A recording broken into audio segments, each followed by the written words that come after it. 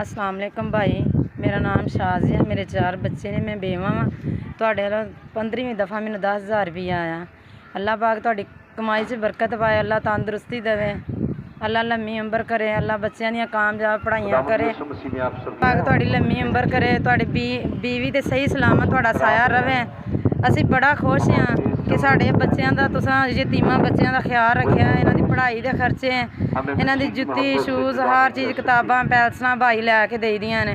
कोई अपना भैन भरा मदद नहीं करता। अल्लाह पाक तुहानूं इन्ना कुछ देवे, किसी चीज़ की कमी महसूस ना करो। अल्लाह जिंदगी तंदुरुस्ती दे, अल्लाह रहिंदी दुनिया तक तुसीं सही सलामत भाई रवो।